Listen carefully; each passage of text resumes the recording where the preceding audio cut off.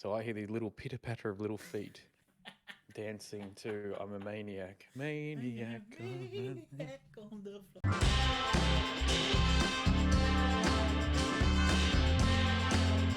Dorks Down Under. Why not? Well, supposedly there is a cool walk-in barber near where we're staying. Oh, So it depends on if you want to get it done. Yeah, I'm just planning on I've got going to get mine cut on Thursday, and I'm also going to dye my hair Thursday after I've had it cut. So Nice. I'm just going to get so it's just going to be shaved down on the sides, sort of thing. So quite nice. short on the sides. I'm just going to keep the top, and I'm going to colour the top. Obviously, I'll keep the solar panel nice and free. Got to charge up for the day. But I'll make myself just in case we hire a Tesla and we need to power it. We've got double solar panels. Pretty much, that's the plan anyway. This right. I don't want to know where the plug goes into. we all know where the plug goes, Des. Oh man, I was actually chatting to Numbers the other night. Oh, hang on, I've just ruined my recording because I've clicked on something that I shouldn't have. That's all right. I'm recording. There we are. It's my turn. Oh, okay. Well, that makes it even better. But yeah, no, where am I? Oh, where's the chat fucking function? Okay, here it is. So I sent this to Numbers. Yeah, I saw that. I saw it because you sent it to me as well. I was like, did I? Yes, you did. And I woke up and I was like, what the? And then I realised what it was. He's like, blimey, it's too early in the morning for this shit. It took half a minute, Des. I'll be honest. It took half a minute. I was like, what the hell am I looking at?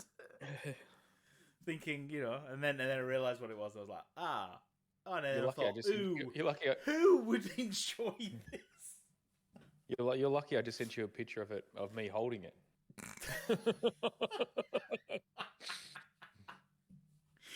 Oh, I'm so afraid this is going to make the podcast. Oh God! Please don't let this be the podcast that blows up. Speaking of superheroes, Des gets sponsored by by Zack Schneider Ridley Scott. Ridley starts sponsoring. Yeah. I'm all excited. I'm not wearing a black shirt, so you're not. Should be happy. That's a good point. You're not wearing a black shirt this week. Well done, Des. To be fair though, like I woke up and it was probably about 9:30, and I walked upstairs. And Cherish is just like, I'm so tired. I don't want to do anything today because we had a public holiday on Thursday for Miss Lizzie. Yep. Ours is tomorrow, so we get a nice 3-day weekend for us. We'll get this though. So ours was Thursday because that's when our Prime Minister was coming back into the country. So he said we'll have it this day. Then on Friday is Grand Final Eve. So what they do is they have the AFL Grand Final and they have the parade. And then I had Saturday, Sunday off. But we've done like 48,000 steps in the last 3 days. So Cherish is upstairs on the couch watching Turner and Hooch going, I don't want to do anything today. I'm like, you sure? So I'm like, all right, I'll go back and lay into bed. And I lay into bed and I started to drift off. And then someone's like, ding, ding, ding, ding, ding on the doorbell. I'm like, what the fuck? And it's an Amazon delivery. So I got my presents for PAX. I'm just waiting on my camera now, which I've been told is express post. And I'm hoping I get it soon. I need it. Fingers crossed. We've got a week. Des. We've got a week. Because the only other thing that can happen is if it doesn't come this week and it comes next week, I'm actually going to have to get back from Tasmania, drive to my work, pick it up, and then drive home and then hopefully get it to PAX. Yeah. No, you'll be fine. It's all right. You'll be sweet. You'll be sweet, pal. You'll be sweet. Well, he's already cancelled it off one. So he normally gets it off one supplier, and he's cancelled it, and he's rebought it through another one because they actually have stock. Okay. Because suppose it's a really popular camera, and paid extra for express post. I was like, that's really nice of him considering. That is nice. Anyway, right, we'll get to the intro. I'm going to keep us on time today. Okay, we're not having a 2-hour session. We're not, because I've got a roast beef dinner cooking. I'm hungry. Oh. I've got, although the wife says we're not having Yorkshire pudding, which quite frankly is sacrilege to my northernness. But I'll allow it. Just let her know that it's not allowed. It's not actually a roast dinner if you don't have Yorkies. Technically, I'm sure there's, any English listeners will be like, what? There'll be riots in the streets. Anyway, ladies and gentlemen, welcome back to Dorks Down Under, the podcast with the most cast from the Ozcast. I don't know where that came from. Anyway, working title. As you can tell, The podcast that has mentioned more Yorkshire puddings than any other thing. Yorkshire puddings are legendary, and the fact that now you can get Yorkshire pudding wraps is immense, and we need to acknowledge it. Oh yeah, English man, the English they don't sit on the laurels. They developed the Yorkshire pudding wrap, Des. You can have it like a rotty bread kind of thing that you can put like sandwiches. It's a gigantic Yorkshire pudding, and they fold it over, and basically you have your roast beef dinner on the go. It's like a roast beef Yorkie kebab. Yes. It's like a Yorkshire roast beef burrito, if you think about it that sense. That is the stupidest thing I've ever heard, and I want to try that. Well, hang on. Stupid or genius? It's stupid, but I want to try it more than anything. Right, one second. Anyway, I wish I had one to try. I just realised that I was a bit in darkness, and I probably should turn the lights on. Anyway. The professional podcaster for those of you who do enjoy watching this on YouTube. Anyway, so today... Well, I was going to say, one second. So today, I'm guessing right now is not a good time to tell you that I'm on a more plant-based diet. Excuse me, what now? Yeah, no, I had a stomach virus last week. I was really sick Sunday night after we finished filming. Because you're eating a plant-based diet. That makes sense, because we know. No. So I'm on a more. So I'm going to eat meat while I'm over there, but my doctor said to be on a more plant-based diet. But I don't like using the V word because it just has this really horrible undertones. Dennis, I had to say that. I don't like to say this about doctors, but have you got a second opinion on this? Yes, unfortunately, yes. Because I spoke to my local doctor, and then when I was in the Alfred, there's a guy that I know that works at the Alfred Hospital, which is next door to my work, and I was chatting to him. He's like, he goes, it's probably better to stay off it for a few weeks. I'm like, I'm going to a wedding and there's going to be a roast and stuff. He's like, have a little bit, but try not to have too much. I'm like, and then Numbers, I was talking to Numbers last night. He's like, on the Tuesday, we might go to a steak restaurant. I'm like, Des, you could be the one guy at the table who orders the vegan option. I know. Tell me about it. That being said, though, we've been cooking a whole heap, but we've made some really good stuff. Like a mate of mine came around yesterday, and we made like this chicken Alfredo without the chicken, so it just had mushroom and stuff. But we made this Alfredo sauce, and my mate's like hoofing into it. Like, I made enough for probably 5 of us, and he ate 2 plates, like full plates.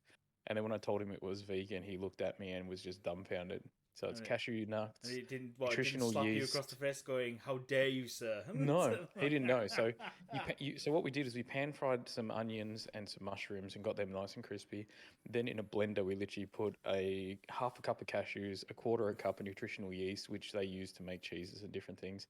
Then what you do is you put about a cup to a little bit over a cup of vegetable stock, and you just blitz the crap out of it. And then you just pour it on top of the fried mushrooms and onions, and then it just starts to thicken.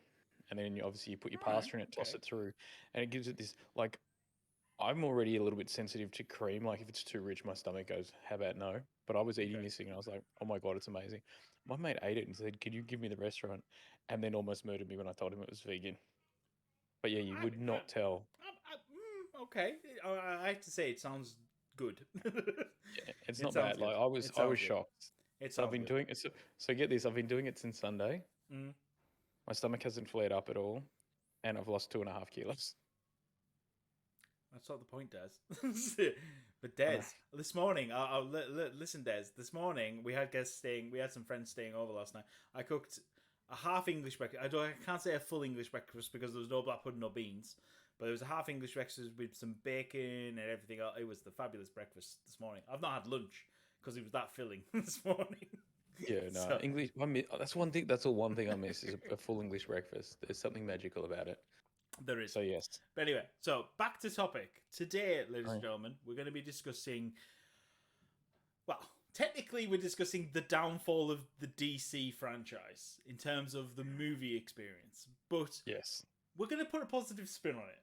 We're going to put a positive spin in terms of what movies we actually like in terms of live action and animation. And maybe, I think we should maybe initially discuss is there a movie that we think that hasn't had the right actor cast, potentially, or sort of. I think we should discuss that first. Let's get all the negative bit out of the way first, and we'll keep it small. the one thing that I'm excited for is obviously the reason why I thought of this thing was the main reason was because Black Adam's coming out. I believe it's next month on the 21st of October here in Australia. Yes. So I'm hella excited about that.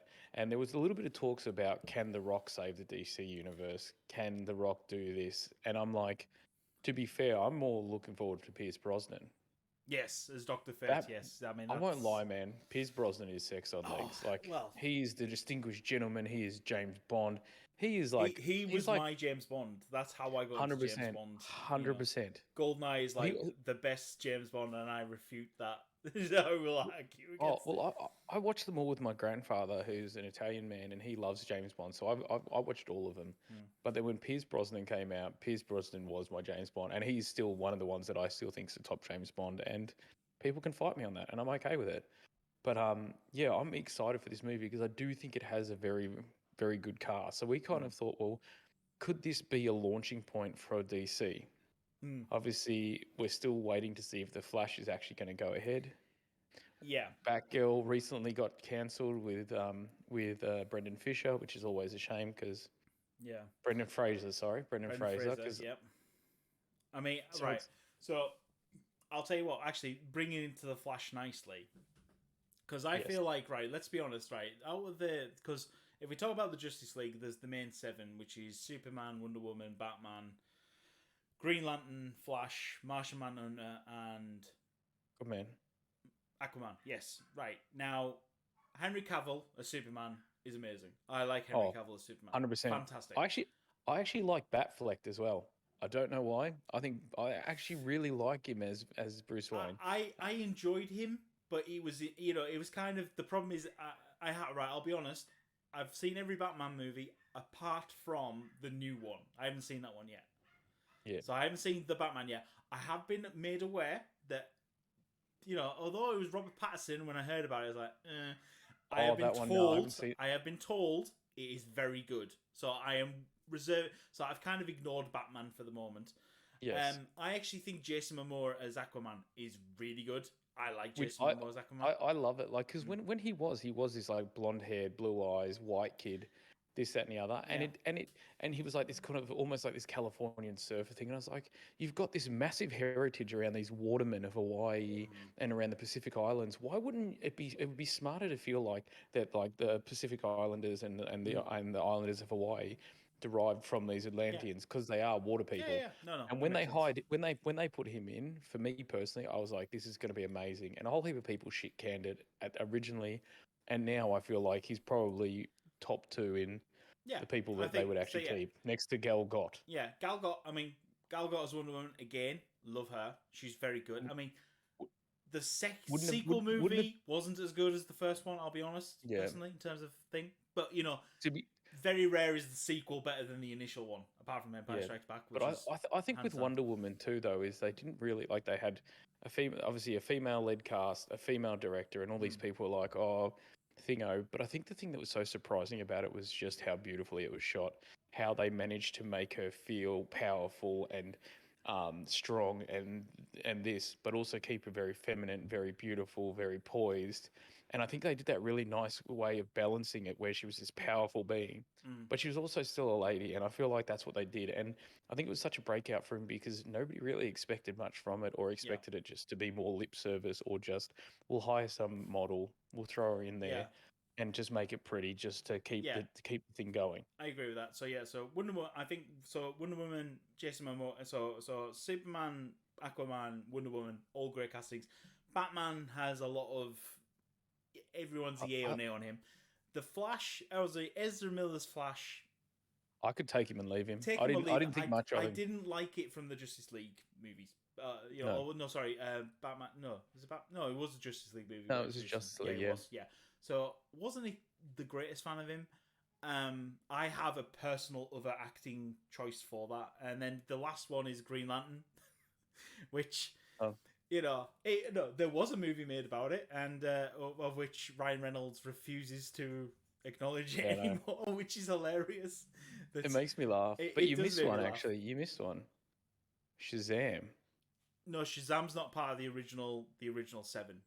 Shazam. According to this, it is. Oh, yeah, he's not. He's not part of the original 7. Shazam joins in as well as Cyborg and everyone else sort Yeah. of thing. So I'm talking about I the love original. I love Shazam actually.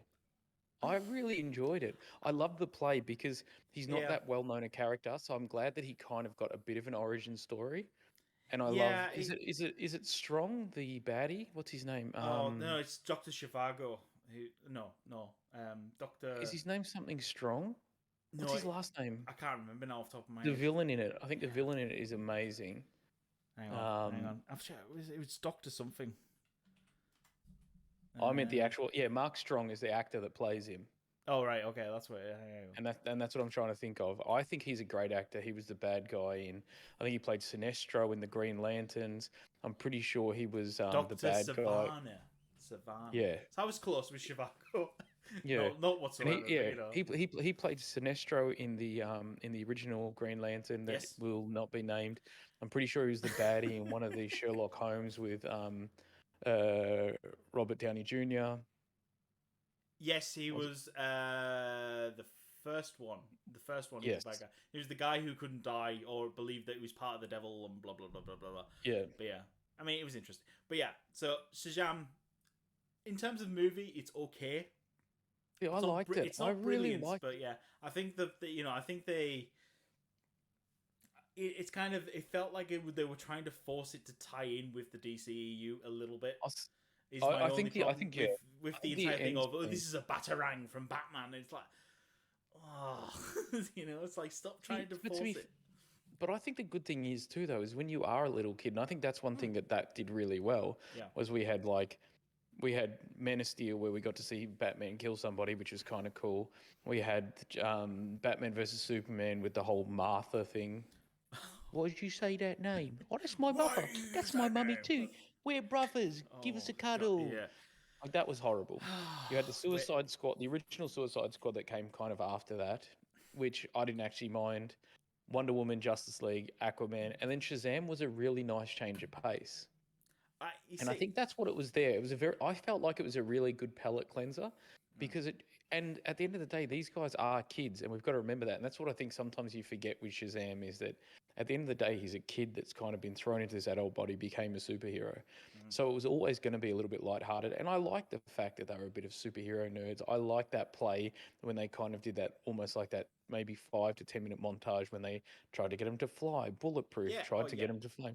And it was just fun. And it felt more like it was a lot more lighthearted because overall we'd had horribly dark DC films up until that stage. Yeah, no, I Shazam was a bit of a kids movie. I think that's the problem is that I think That's probably why I liked it. I think maybe they pitched it a little bit too low for some comic book fans. I think they maybe pitched it a little bit too low. I think they needed to. But then again, it's so hard with comic book movies to find. But if you've seen the new Thor film, like how low did they pitch that? Oh yeah, I mean, right with the new Thor film, I enjoy it ish. Is it better than Ragnarok? No. But the problem is that the entire Thor franchise, that's a tongue twister. Yeah. Thor franchise has been kind of very weak. It's not as good as the Iron Man franchise was quite good. Oh yeah. The Captain America one was good. Thor's obviously the other main one, essentially when you have the Trinity, as we call it. Like obviously DC's is Batman, Superman, and Wonder Woman. Now Batman's had a very good crack at it since the 80s. Wonder Woman's had a bit of a crack with it more with TV than it did with films. Yeah. But the films have been good. And Superman has had a very good crack at it in both TV and movies, and it's like and they've hammered it. Whereas like in Marvel, the Avengers Trinity is Iron Man, Captain America, and Thor. And Iron Man was good, Captain America was good, well, ish, and Thor was. I don't mind Captain America. Yeah. See, my problem with Thor was they took Ragnarok, they added a little bit of comedy elements, which I think worked well. It needed. It did need in those little bits. Then what they did is for the fourth one, they took all those little comedy elements and then made a 3-hour film about it with. And that's the thing though, like it was so hard. Like obviously for those people that haven't seen it, there's going to be a spoiler here. But obviously, I don't think it's that much of a spoiler now. It's been I know, on Disney Plus for ages. That's what I Anyway. think, but I'm like, I better just say it just in case there's somebody watching it that goes, "I haven't fucking seen that yet. Fucking hell, you ruined it for me." But I think, for example, like obviously Jane Foster, she had cancer, she got the hammer, was able to help and stuff like that. Like it should have pulled on the heartstrings more. Like I absolutely love Natalie Portman. I think she's an amazing person, amazing actress, and love so much about her. But I'm just like, you didn't really get that kind of like and feel for it. I And I think felt like there was just too many comedy elements and too many silly things where they're like, you got your sword, or you got your hammer, or you got a grenade. No, that's just a beat.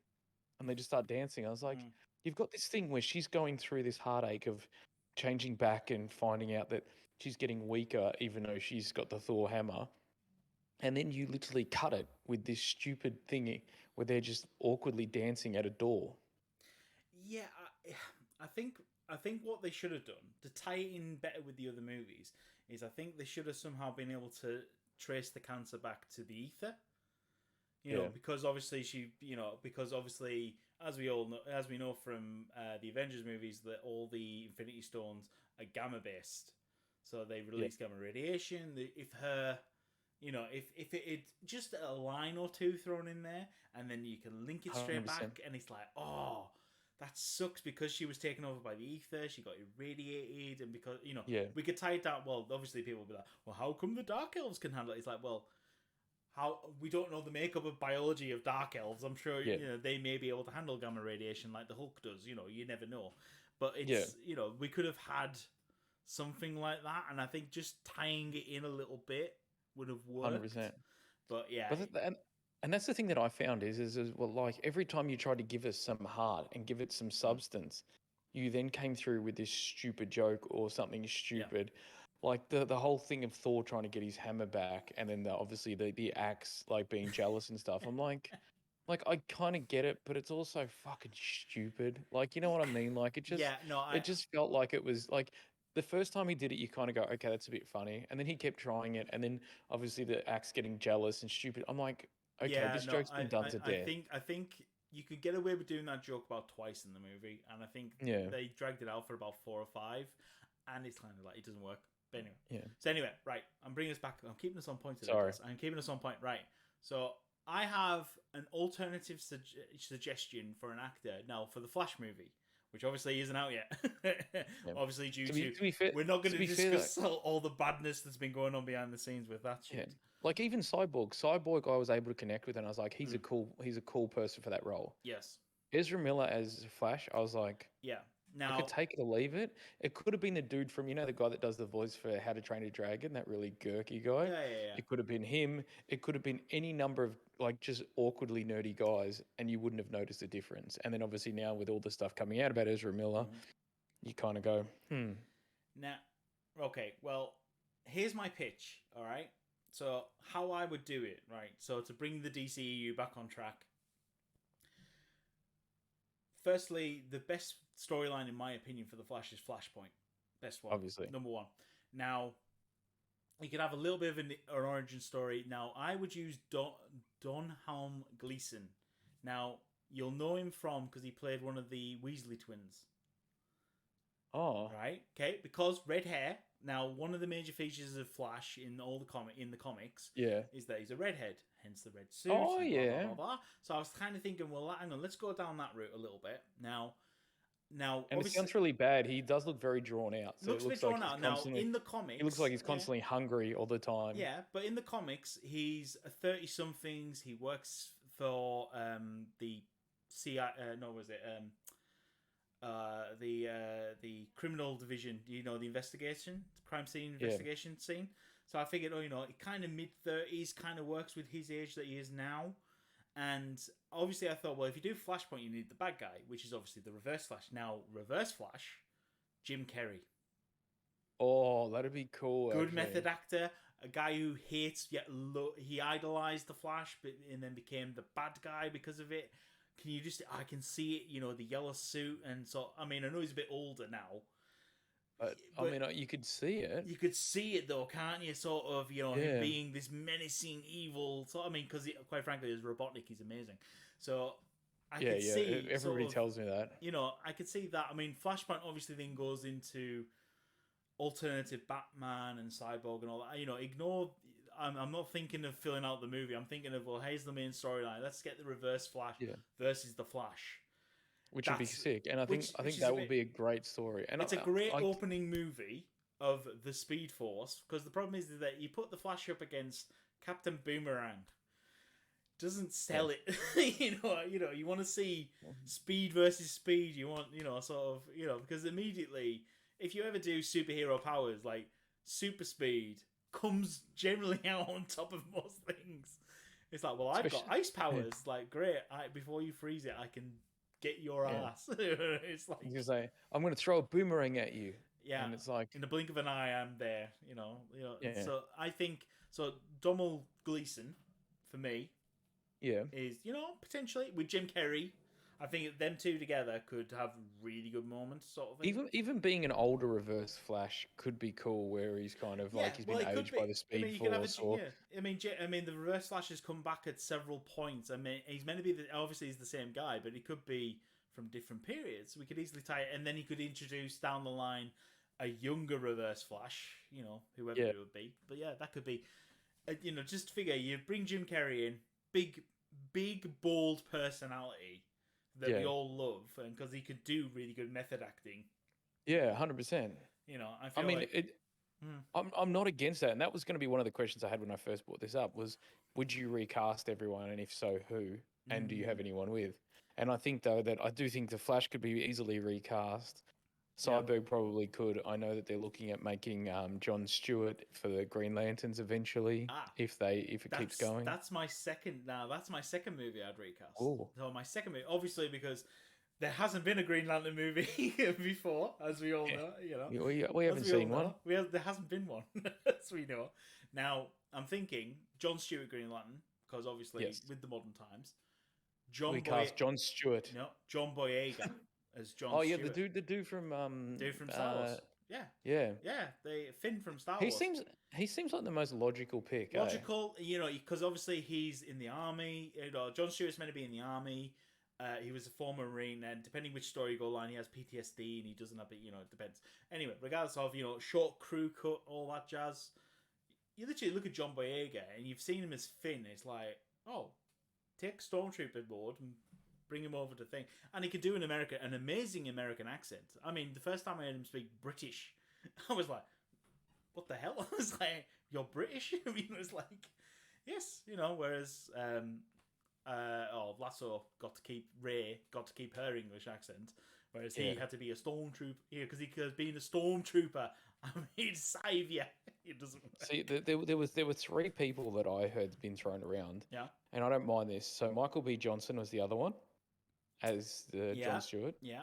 Obviously well known. Yeah. What's his name? Something Duke, his name is. The big dude from Black Panther that is the the chief gorilla of the gorilla dude. Tribe. There was him that somebody threw around as well, which I'm like, eh. But the one that I actually like is I'm gonna butcher his name. Daniel Calero, I'm gonna say. It's Kalluuy. Oh yeah. He's a British actor. He's won he was Academy in Awards, Nope, wasn't BAFTAs. He was in Nope and things like that. But my problem is obviously maybe a bit small and a bit gawky. Winston Duke is the other guy you were thinking of. Oh, Winston Duke. Yeah, I knew it was Duke something, but I couldn't remember where it was. But yeah, he's in Get Out. He's in Nope. Yeah. And I'm like, he could be another actor, but my problem is he may be a bit too small. Where Duke has a lot bigger size. Yeah, I mean, if you're singing John Stewart, the Marines and all that jazz, I mean, Winston Duke. But Marines aren't big. Marines aren't that big. I mean, yeah, but you want to impersonate power and all that jazz. Yeah. So I'm thinking in terms of movie. But, Daniel I'm going to say Kalea, and I apologise. I probably butchered it. Don't come at me. I'm sorry. But we've just annoyed that Nigerian prince that was going to give me $4.8 million. Thanks. But yeah, damn it! So I'm never gonna be rich. But to be fair, I think either one of them easily could be Cyborg as well. Yeah, 100%, and I think that. And don't make it as CGI. Make it as Teen Titan-ish as possible, so you can see a bit more human in him rather than just the face. Half a face. It's like it's like we're just gonna do this bit from you, and everything else is above his thing. You're like, what the hell? But anyway. So yeah, so that's all the negative. Let's just leave it at that as the negatives. Unless do you have another recasting for another character? No, like I actually kind of like the people that they got. I don't think there was a casting issue. I think there was a writing issue. The one I think movie that we haven't had yet is a Martian Manhunter movie, but which wasn't he touched on? Wasn't he in one of the cutscenes no, of? he's been in a cutscene. Apparently, the general in the Man of Steel movies is Martian Manhunter. Oh. Yeah, in one of the deleted scenes, it's part of that. And it's like, yes, I get it. The problem is Martian Manhunter has never had. I mean, he's always been affiliated to join the Justice League, but he's never had. I mean, I'm sure there's someone from who maybe listens who enjoys Golden Age comics or Silver Age or wherever he was introduced. I don't know. Yeah. Don't come at me, but. Yeah, it's kind of. I've always known him as he just joins when the Justice League forms. You know, he's never had this big. I mean, you find out about his origin story throughout it, but it's kind of like, you know, it's not like this big independent character who then joins the Justice League. Like Superman had a thing before Justice League, Batman has a thing, Wonder Woman has a thing, The Flash has a thing, even Green Lantern has a thing. You know, it's like. Yeah, where he just kind of appears and just goes to Batman and just goes, why don't we get them all together? We'll form a Justice League. Yeah, it's kind Put of something on the moon. Kind of like that. So yeah. So anyway, so that's where where I was. So I mean, would you now I'll let you decide this. Are we going to discuss animated movies or live action first? Is your preference? Oh, I don't know, because the anime, I think we should probably go with animation because there's a lot more positives there than there is with the actual Should we not movies end on the themselves. positive note? Is that what you're saying? We'll just end on the negative. Well, oh, yeah, I don't know. Okay, let's go with live action then, All right, just so because live action. there is a lot of. I'll explain to the audience what we're doing. So with this one, we're discussing our top 3 movies, and we were doing in terms of DC animation and DC live action. Now, this all goes all the way back before the DCEU, as it's now called. Yep. You know, so it's any DC affiliated film, which is entirely great. And we had to pick 3 movies that, whether it's in rank order, I'm struggling. I'll be honest, more on the animation side than live action side. But you know, where you sort of put things. But I'm gonna try and put it in certain order. And what we're gonna do is we're gonna discuss our pick and why we've chose it. We will do it that way. I figured. Oh. I don't. Yeah, I know it's hard. And so I tell you what, I've got all mine listed and ready. So do you want me to do my 3 picks first, and then you? Yeah, do yours first. Okay. Yeah, because I have my 3, but I don't think I have them in order. All right. Okay. Well, right. I've got mine in an order that I agree with, and I can already feel comments coming. Okay. Oh. My first pick. Sorry. Is this number 3 or number 1? This is number 3. So the number 3 pick out of all the DC films, live action films, Man of Steel. Okay. I like it mainly because 1, Henry Cavill, amazing Superman, number 1. Yes. Number 2, I actually like the origin bit at the beginning of the movie. I like how that movie sets it up as a, you know, you have act A, act B, act C. You know, you kind of feel that throughout the movie. It's not rushed. You can happily sit there and enjoy the movie. It doesn't feel slow. It doesn't feel rushed. It actually, you know, you have... In fact, be honest, the entire setup bit has an A, B, and a C as well, and it's quite nicely paced. Yes. So, that's my initial thought on number 3. Okay. Okay. Number 2, Batman. Original Batman. So we're talking Michael Keaton. We're talking Jack Nicholson, Joker. You know, we're talking that is my number 2 slot. Okay. I know most people are like, hang on, what's number 1? I already know. Because I saw the Batman. That was my first introduction to DC properly. I was aware of cartoons and stuff. Come on, what is it? Batman and Robin with like Arnold Schwarzenegger and Jim Carrey and Tommy Lee Jones, because it's horrid. No, it's not. No. No. Number 1 pick that I actually love, and I happily watch it over and over again, is Constantine with Keanu Reeves. Oh, wow. Yes, that's my number 1 pick. I like that, and I love that there's going to be a second one. Yes, that's what I've recently found out when they said, oh, they're going to do a sequel. I was like, finally! Yes! I am happy beyond belief. that they're doing. Wow. Yeah. So That's yeah. I don't mind that. Like I really enjoyed that film when it came out, and I didn't really know about it being a DC thing as such. Yeah. I just really thought it was just a great film, and I love the animations of Constantine.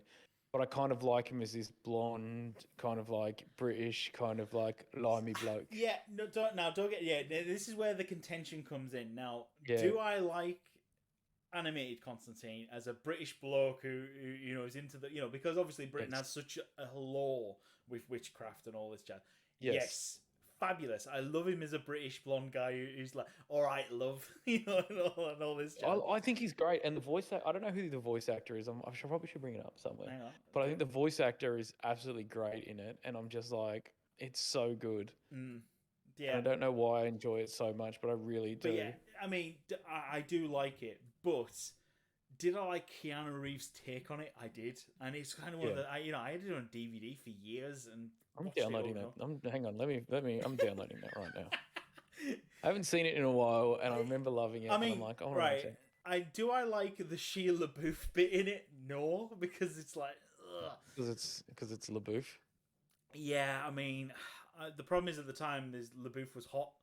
And it was kind of good to have him on a thing, and it's like, I kind of felt... Next to Keanu Reeves, is he really hot? Saying. No, because Keanu Reeves is Keanu Reeves, man. Everyone likes Keanu Reeves. So, yes.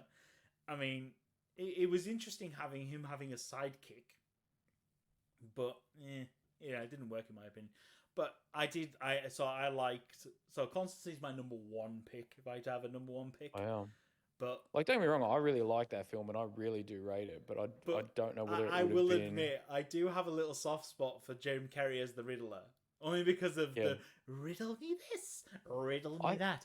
I thought he was great. I thought Tommy Lee as Two-Face was great. Oh, it was and then I thought the rest was just like horrid. It was so bad. And then, I remember because obviously this is the time when I'm going to movies when they're releasing all these movies, and Arnold Schwarzenegger's "Nice to meet you."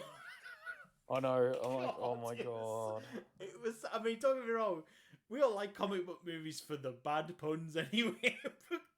Seeing Arnold Schwarzenegger, I kind of feel like that at some point, if I ever met Arnold Schwarzenegger, I'd be like, "Nice to meet you." I know. I'm just like, and then I feel like I'm gonna get punched in the face, and it'd probably still be worth it. And that's the problem. Well, that's the worst piece. I'll be like, oh man. I deserve that, and it's kind of funny.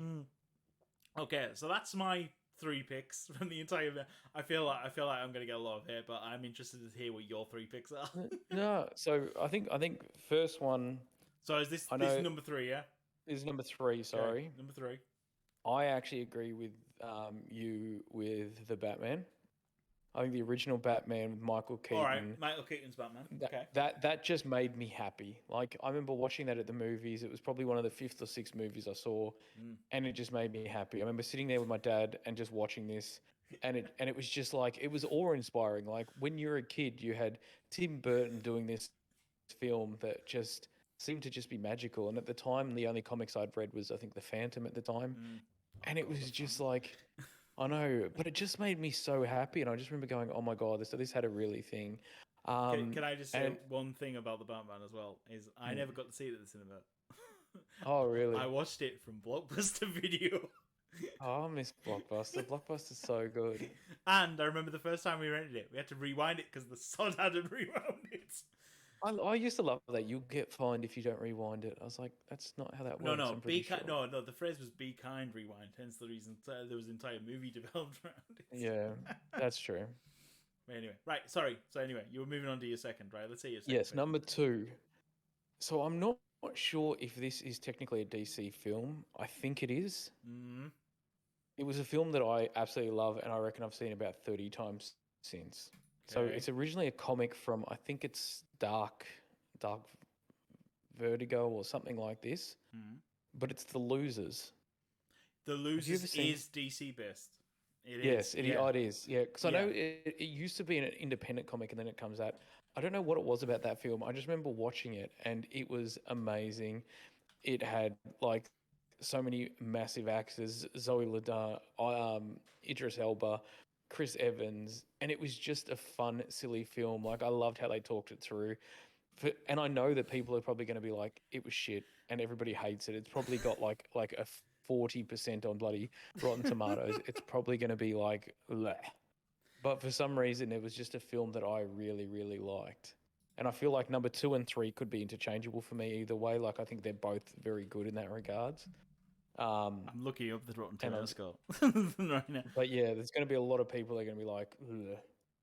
And the number 1, which I think a lot of people are probably going to be complex that our top 3 didn't have The Dark Knight in, because I didn't mind it, but I think that, and this is probably, and it doesn't mean to sound horrible, Heath Ledger was an amazing actor. He was in so many great things, but had he not passed, I don't think it'd be the film that it is today. Agreed. I'm in full agreement with that. And don't get me wrong, I think it's a horrible loss for the industry. I think Heath Ledger was an amazing actor. Yes. I think the film is very good. I just don't think it deserves the Academy Award. I don't think it deserved the ridiculous high praise that it did. And at the end of the day, Mark Hamill will always be the Joker. Yes, just saying. He does have the voice for it. I mean, right, Heath Ledger as an actor, great. I mean, even his performance as the Joker, fantastic, and it really was. Yes, 100%. If he hadn't obviously have passed, and he did a sequel, it would have been great because he would have had all that feedback because the performance. I mean, my favorite bit, which is the blooper that they kept in, was the entire thing where he's walking away from the hospital and he goes to press it and nothing happens and he goes. And then it goes, and then he's like, "Oh, there we go," and he shakes it off like it was part of the scene. And it's like, if you press this button and it doesn't explode, how do you not go, "Oh crap"? Which he does, and he shakes it, and then he goes, and then it goes. But of course, he doesn't have any reaction that isn't not natural for the Joker, and it's like. Okay. And what's weird too, though, is the explosion happened. He wasn't like, because he didn't realize it was happening. He's like, oh, maybe it's broken. And then it went, and he didn't flinch. He just seemed to be like. That's the thing. There was no flinch. Oh, there we go. It's like, how do you know? I mean, obviously, your professionals doing it and all that, and it's just terrifying. But yeah, I mean, I wasn't a fan of Christian Bale, Dark Knight. I didn't mind him. Weirdly, I like Batfleck better than Bale. And I know people are going to be like, what the hell? But I think Batfleck didn't get to sink his teeth in. Batfleck, the only issue I have is that he uses guns. That's the only issue I have. Yeah, but I think in the comic books there are... No, he in comics, apart from alternate variants, in the comics he stringently doesn't use a gun. He has been forced to use a gun and stuff like that, but he doesn't use a gun out of principle because he sees it as a the parent. It's the weapon that killed his parents and blah blah blah. Yeah. Okay, that makes sense. I mean, I think he obviously has the not the back gun, the grappler. Yeah. Which he's used to fire a kryptonite bullet before and stuff like that. But I think there probably is a back gun. Yeah. I mean, there's shark. There's bat shark repellent spray for God's sakes. I mean, there's there probably is a back gun, and I've probably got comments coming at me. Yeah. How do you not know about the back gun, John? From from this, but God forbid. Yeah, I forgot. It was put on the shelf next to the shark repellent. The shark repellents and the grappling gun. Oh, and the gigantic plane that nobody can ever seem to see. Yeah. Anyway, God forbid. But no, my number 1. Weirdly, we spoke about this earlier, is Wonder Woman.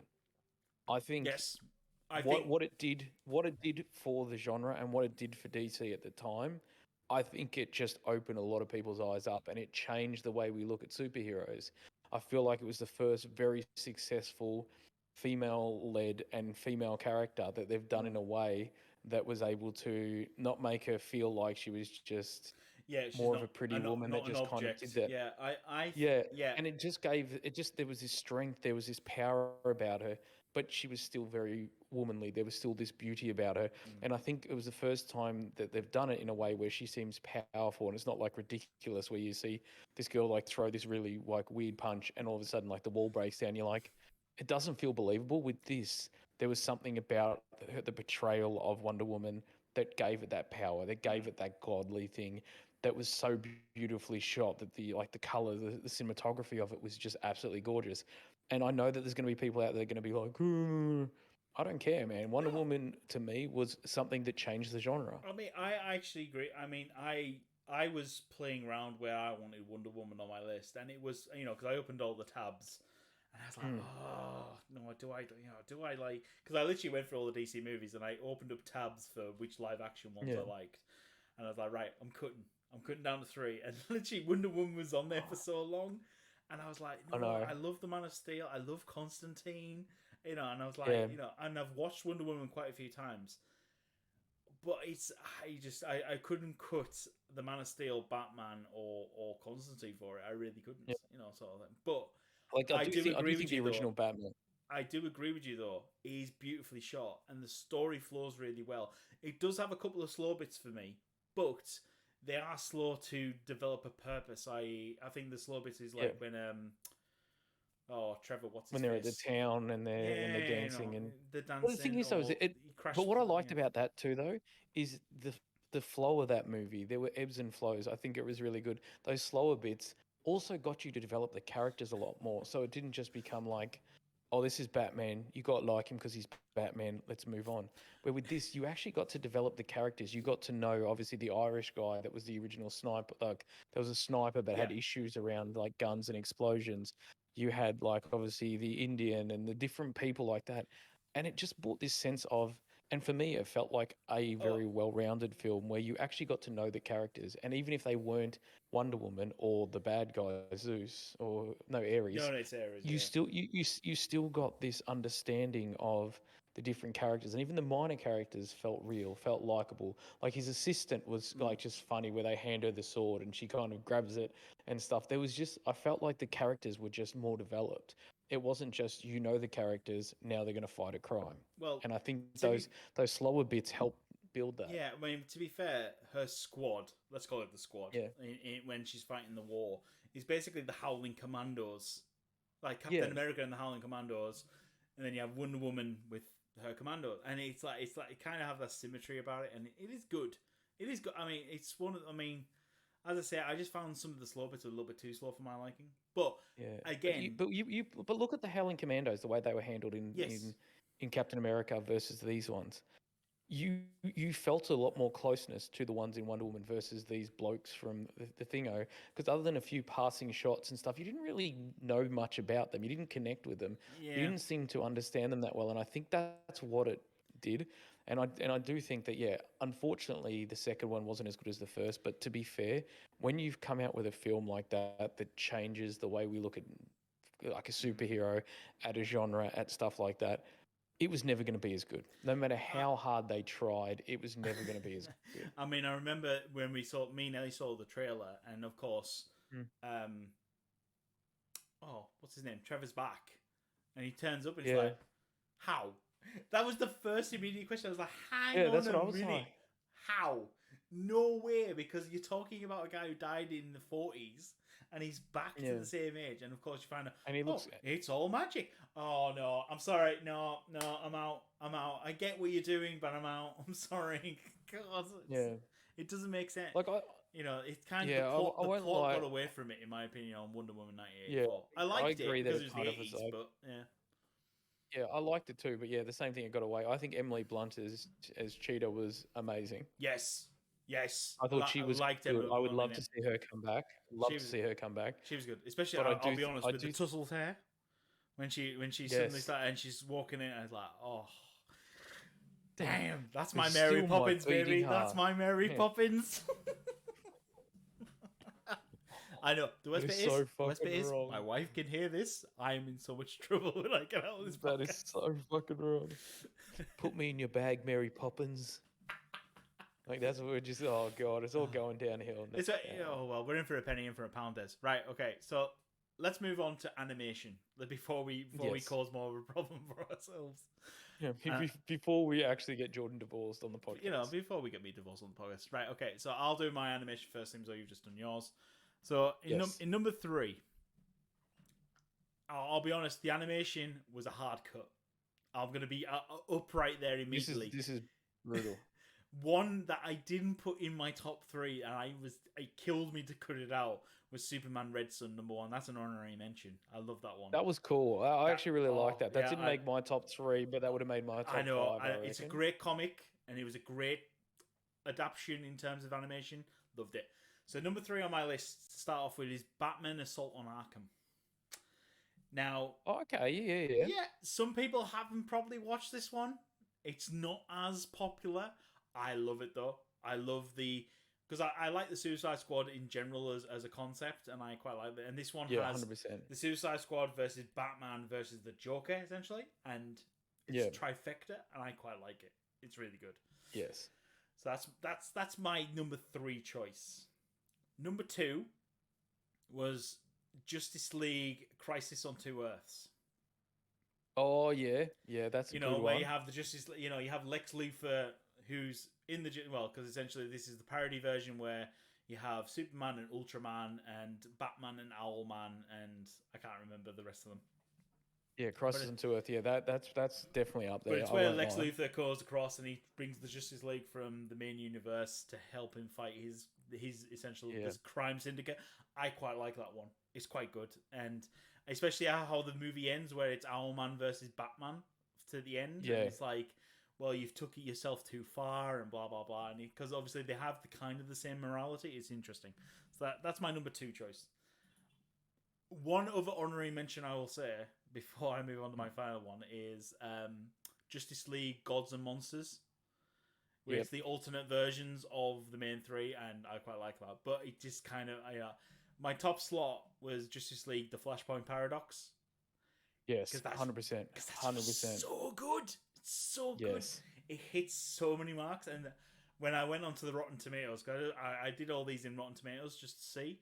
And the fact that the tomato meter was 100% and the audience scores 93% on this indicates that I am correct in my choice of ways. I won't lie. That is my number 1. Yes, as well. I mean, it's just 100%. so good. It's so good for you have obviously all the opening, all the closing. You have when he goes to the future and he comes back. Even the bit when he gets back from the alternate timeline. What about the voice actors? You got Nathan Fillion, Ron Perlman, Carrie Eves.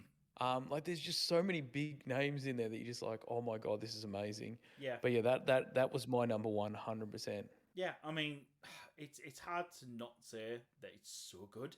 I mean, just the seeing the Thomas Wayne Batman as well, because the fact is that from that you have because obviously you realize in that scenario that Martha Wayne is the Joker, and there's been there was a comic book adaptation of it of their thing, and she actually reconciles with Batman at the end because she says, I know what happened to our son in an alternative line, and she's like, oh, did he grow up to be big and strong? And she realized that, oh my god, he became you, because he became the Batman, and and it's just like, oh, he's so good. So that's my number 1. That's my number 1. No, 100%, 100%. That is amazing. I won't lie. That one I'll be honest, has to be. The cuts were hard. Because Justice League versus Teen Titans and stuff like that was so hard to cut, man. But anyway, I also thought, one of the ones that I cut that I still really like is so there's 2 that I like that I think people. There's one that I think was cool, which was what was it now? I just had it. The Halloween one. What's that? The Long Halloween Part 1 and 2. Oh, that is good. I put them as 1. I'll be honest. I had a hard time cutting The Dark Knight Returns. I tell you what, I had that open and I was looking at it going, oh, can I justify 2 slots for one movie? Yeah, well, that's the hardest thing. So if it was a Part 1 and Part 2, I just put them together. But yeah, the Long Weekend was probably my number 4. Yeah, the Long Hallows Eve, it's called, or something like that. It's Halloween. Yeah, but that's so good.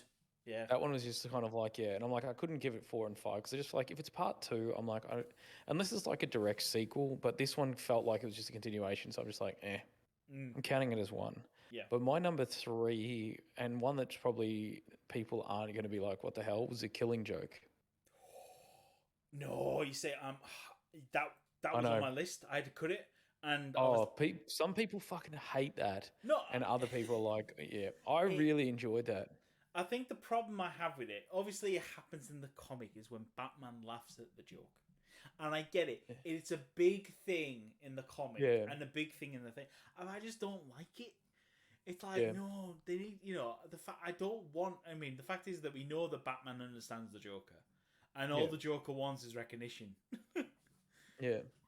but I just don't like it for that. But I do agree, it's good. But that's a weird thing is most people I've spoken to have just been like, "Fuck, how?" And I'm like, I don't know. For some reason, I just really enjoyed it, and I'm like, I don't care. And one of the ones that I don't know. Like, I do love the Constantine cartoons. I think they're amazing, but they didn't make the cut. Oof. The one that I actually found that I really enjoyed was Hush. Batman Hush, which also is one of those ones where people are like, the only problem I had with it is that it was good. I mean, literally, the first half of the movie is great. Yeah. And then it goes off the rails, like, quite hard. And it's like, oh, because the problem is that Hush obviously is a very different character than the Riddler.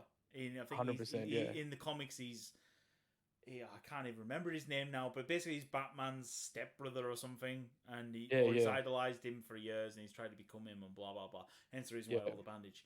But it's like when they announced it, and it's like up until you know it's the Riddler. Again, spoiler one, but we don't care now. I'm beyond the past of caring. Well, it came in 2019. So to that, I'm a couple of years. I'm fine.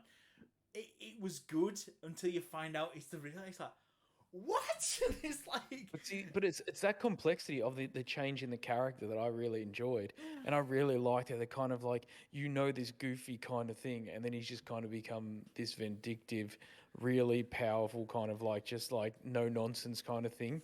Like it's kind of like almost the Riddler's just had this mental snap and just become this brutal person, and I actually like that because I'm like, there's like out of all the villains that I thought it might be, that would be the lowest on your list. It would have to be one of the lowest on your list, next to Mr. Polka Dot. Like, you know what I mean? Like, it just. How do you not know it's not Zaz or the Calendar Man? How do you not know? Yeah, exactly. Yeah. But yeah, I mean, Batman's gallery is infinite. Let's be honest. I know. But yeah, it's. I won't lie. I've told the people this that it'll probably be in my top 3, and people are just like, "Why? It's fucking." I guarantee you've knocked a few friends points off. So people are like, I need to question my friendship. That's what I'm saying. My 3, and then obviously the Flashpoint Paradox. Yeah. Yeah, he's just number 1, and I'm like, it's really good. I didn't mind Under the Red Hood was another one that I had, that was probably floating around there. I've never rated it. I mean, yeah, okay. Is it good for revealing that Jason's alive? Yes. Yeah. But I mean, the problem is that I've always liked. I mean, I like Tim. Sorry. So let's see. Who's the regional Robin? Dick Grayson. Dick Grayson. So Dick Grayson. I like. I was going to say Nightwing. I was about to say, and I'm like, that's not the right. Dick Grayson, great. I also like his son, James Todd.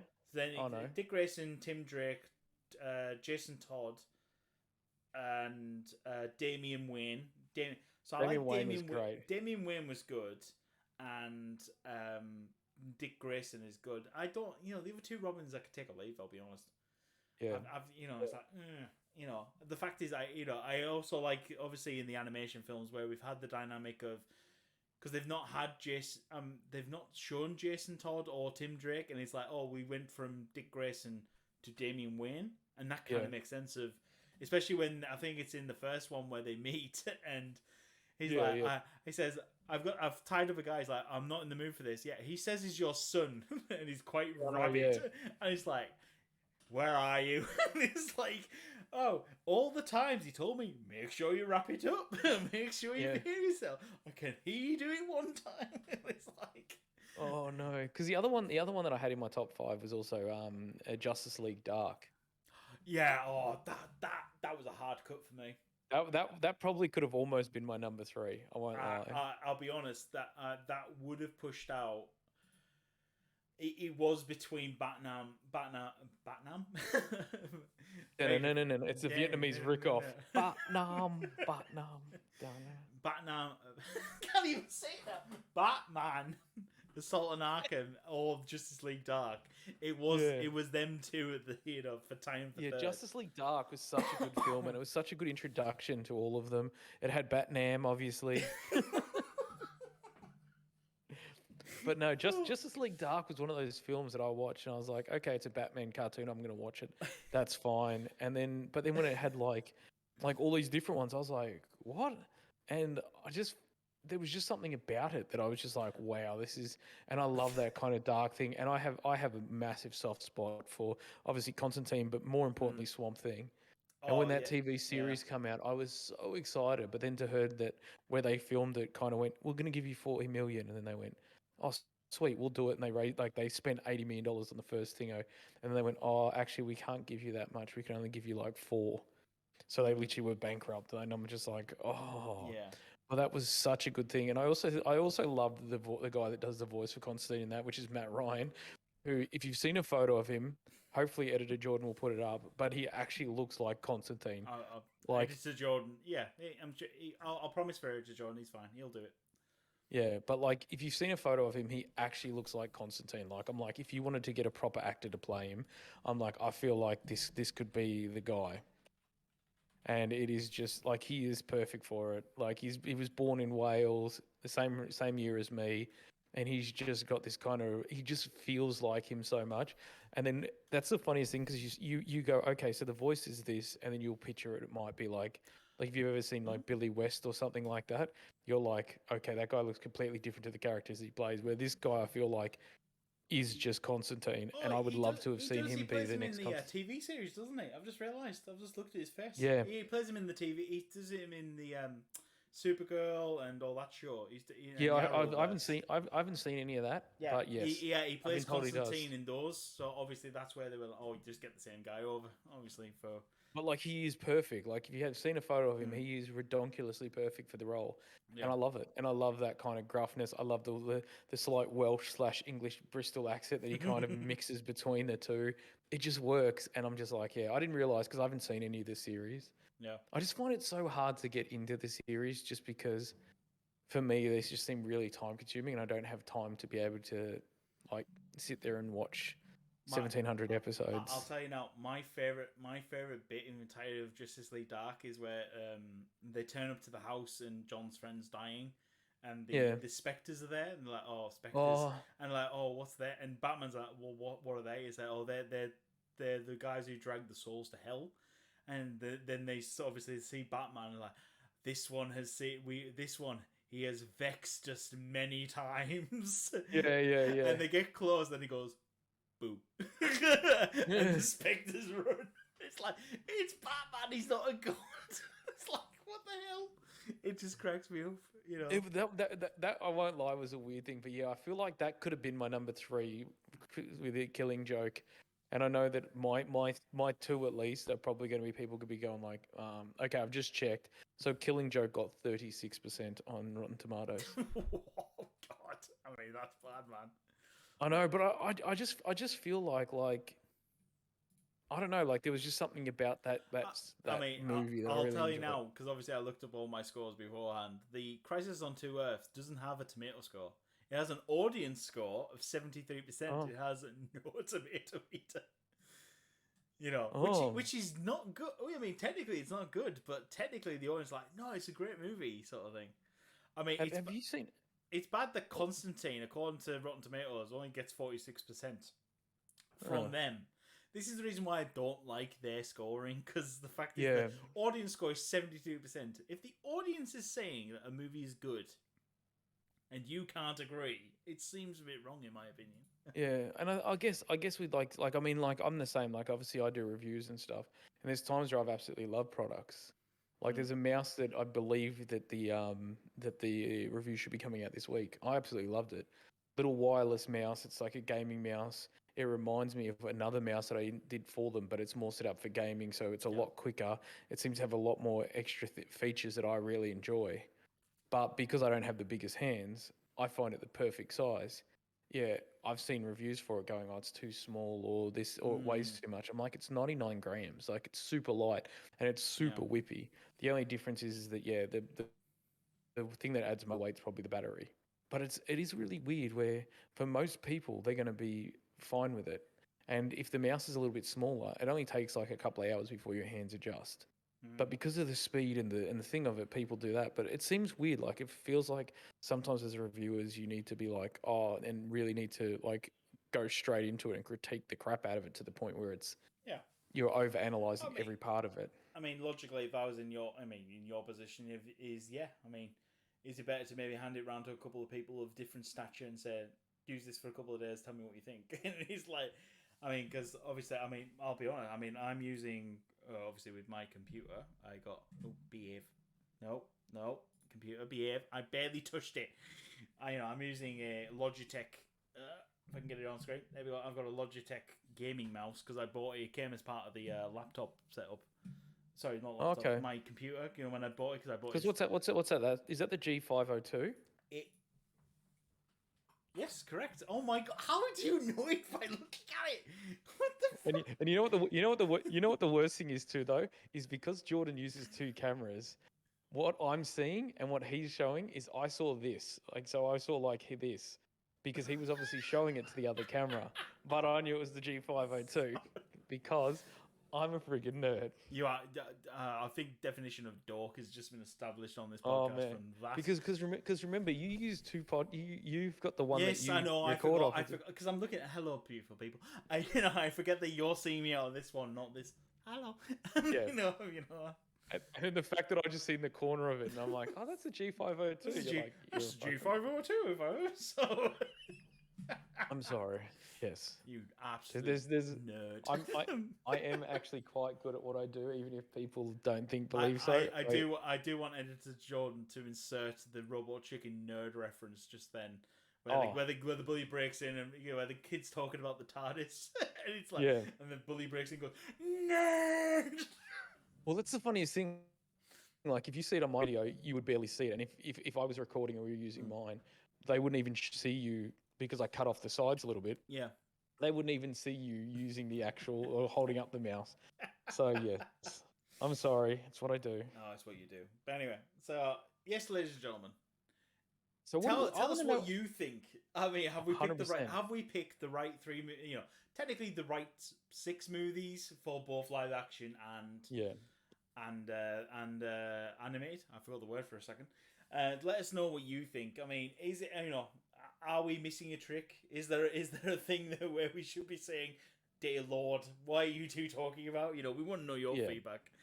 And to be fair, there's so many great movies like the what is it? The one with the Soul of the Dragon. Is that the one where it's like Japanese samurai Batman? Oh God! No. I won't lie. Like the film. I'm kind of like I've seen it and I liked it. The animation style I really like.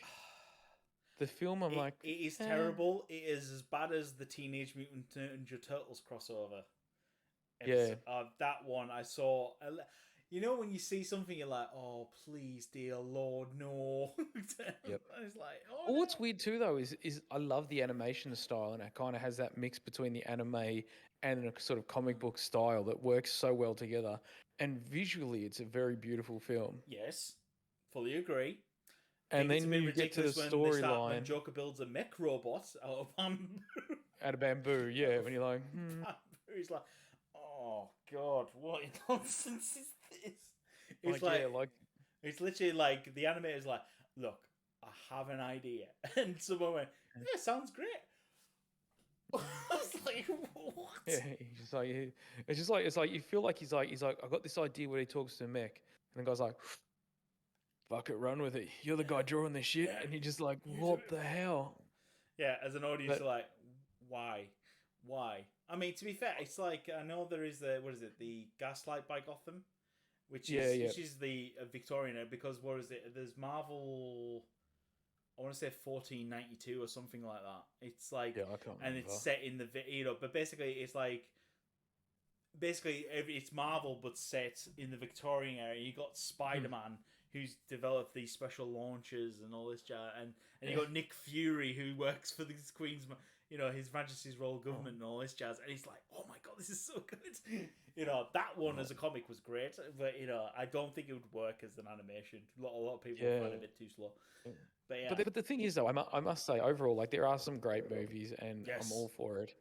But I must say, the animation movies is where DC excels. Yes. Now, and I know people are going to be like, oh, but I don't know. No, I think I'll tell you what. It sounds like the next podcast episode we need to discuss the Marvel versions. Yeah. The top Marvel films that we rate.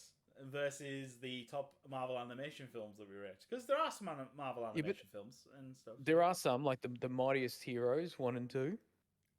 Yes. And then there was a few other ones. I'm And like, I mean, I used to have them all because weirdly, I don't know how this happened, but I went to Cash Converters or kind of like a pawn shop, I guess, for us American viewers, and they just had them all there. And I was just like, okay. And I grabbed them all and I took them to the counter. And he's like, yeah, we'll just give them for like a couple of bucks each. And he's just like, give me 20 for the whole lot. And I remember buying all of them. And then I eventually sold them to somebody as a whole set for like 5 times the price that I bought them. I'm like, because somebody really wanted them. I'm like, yeah, cool. But I'm like, I feel like the animation in Marvel isn't the same as it is in DC. No. Like, I feel like DC is definitely winning the animated series / and animated movies. The worst bit is, I'm sure there's some news recently that they're saying that they feel like that they need to stop it, and it's not making. And it's like, are you kidding? I remember hearing Who DC want to stop there? Warner Brothers are like, oh, we don't feel like it's doing the business. It's like, it's the only thing doing the business at the moment, pal. The problem is too, though, is I never see them release at the movies. They always seem to be straight to DVD. Yeah, and I'm like, if I release anything straight to DVD, it's not going to make the same kind of money. Well, no. To be fair, like for example, I mean, the latest Dragon Ball movie, the latest Dragon Ball Super movie, went to cinema, which is a bit weird because normally it's straight to DVD, and they did there's like, oh, we're going to release it to cinema, even though, I mean, bear in mind we've just come out with COVID restrictions here. I went to, I think it was like a Thursday morning slot, 10 o'clock. I expected me and maybe a handful of other people to be in the cinema, and the cinema was half full. And I was like, yeah, the hell? It's like, you book a quiet slot as you'd think, and it's like, locked up. Sorry. Yeah. I just twisted on my chair and it just pulled my ear. We saw that live on camera. I'll maybe have to zoom in on that face that you pulled as well. Oh, because I literally just moved slightly, and obviously the cables hang down, and obviously got tangled in my arm leg. So when I moved, it just got caught and just pulled my ear out. And I was like, oh, but I don't know. Weirdly too, though, is so totally off topic. But Full Metal Alchemist, the Final Alchemist. Yes. There's a movie that's just been released. 2022. It's in Japan. I actually downloaded it yesterday, but you can get a dubbed version. But it's got like, I'm pretty sure it's got like Donnie Yang and all these things, but it's a live action one. What the? How do you know about this crap before I do? What the hell is this? No, there was the... No. This is called The Final Alchemist. It came out in 2022, and it's got Japanese and thingo. And I've just posted a photo in our chat. Which is he's going to look and then screw up the video. Oh my god, it was the follow-up to the live action one, which was god-awful. Are you kidding me? Oh my lord. They actually made a sequel to that god-awful film in 2017? Really? Oh, right, okay, fine. That's terrible. They shouldn't have done that. He's like, that's terrible. Right, I'm downloading it. No. The issue I have is that I like Full Metal Alchemist as the anime. Really good. Very good. But it's a big anime to get into. Like, obviously, I've suggested Overlord to you. Yes, and I haven't which is watched any more of that. I wouldn't say it's a big anime, but it's it's getting there. It's creeping up. I mean, this is the last season. Yeah. And they're doing 2 movies after this. That's it. Oh wow. So they they've ended it on 4 seasons. They're ending on 4 seasons and 2 movies. That's how they're ending it. So it's I wouldn't say it's a huge anime. It's not like Dragon Ball or anything like that where we're talking hundreds of episodes. It can be shrunk into 3 into a movie. Yeah, but Full Metal Alchemist is quite a big anime. You've got to watch from the beginning and you've got to get through to the end because something will happen in episode 20 that matters in episode 200. It's kind of like you've got. He's like, oh my god, he's got that red hair again. You can't skip. You can't, you've got to go through and watch it. So, but yeah, so I like Full Metal Alchemist, but when I watched the movie, it was like, because obviously I watched all the anime first, so I'm aware, I'm aware of characters, and it's like, okay, I'll watch, and then you get to the end of the movie, you're like, really? That's how they're ending it, and it's like, Well, okay. that's why I downloaded it, because I was like, I'm going to download this because if I don't find it or if I lose it, Yeah. I'm like, oh crap. But I'm like, I want to show, because I'm like, I remember talking to somebody about anime and I couldn't remember whether it was with you, whether it was Numbers, whether it was somebody else, and I was like, ugh. So I'm like, I'm going to bring this up in the podcast just in case it was you that I was talking to. It probably is. But yeah, so they've released another live action one, the final Alchemist. Yeah. Okay. I'll watch it, but begrudgingly. I'll be honest. The first one left a bad taste in my mouth. The first movie, it was terrible. Yes. And yeah, I don't. The worst bit is I'll say is if I have to go back and watch the first one just to remind myself to then watch the second one about how bad it is. Yeah, it's just like, how about no? Yeah, if I have to do that, I'll be terrified. But anyway, we'll go from there. Anyway, let's wrap it up there because that's a good time, and we'll happily waffle on, and I'm not going to let you today. He's like screw. Screw you, Des. Editor Jones in charge today. So anyway, guys, I want to say a big thank you for all our recent followers and all our recent subscribers. We've had a few subscribers through the Google Podcasts, which is awesome. Ooh, Be reminded, fancy. Be reminded you can also follow us on Spotify, as well as obviously following our YouTube channel, where we release the beautiful vidcast that you can see with our beautiful faces. That's about as pretty. That's about as pretty as I get. That's it. Yeah, trust me. With this at the moment, trust me. I can't wait to have look a at me, little bit man. of it. I literally shaved on Saturday, and that's my growth. That's it. Yeah, like I shaved yesterday. I honestly, I'm so looking forward to having a little trim of this beard because it is so scraggly in certain areas, and I can't wait. But anyway, by the by, but please make sure you do follow us. Please like, please comment, please subscribe, please do everything you can. We've been having great fun, and we're planning on continuing it. In fact, Des is on duty for recording our live episode, which is coming up. Yeah, I know. No, sorry, we've got one fun. more recorded properly, I know. and then we're doing a live episode, which is going to be interesting. And I don't know how that's going to happen because we record it Sunday, then we fly out. So somehow I've got to try to edit it either Sunday night or Monday morning to get to you. Well, that's a good point. And then we're going to record the live one sometime that week, and then I've got to edit that. Well, and if somehow I'll tell you what. Oh no, hang on, no, we can't do that. Well, no, we could. If I record it, I may be able to edit it. Maybe able to edit it. Anyway, we'll work that out. We'll work that out. Input. This is what post is for. Posts are great. Yeah, and then the following, hopefully we get the live one done and recorded and then edited, because I've got PAX next Sunday, so I may not be available. So that's why we're hoping. So we need to record 2 episodes while we're together just to film. Well, no, because the live one can be for the following week, and then we just record one normal Sunday. So. Oh yeah, we could do. It works. Anyway. That's what I'm holding on to.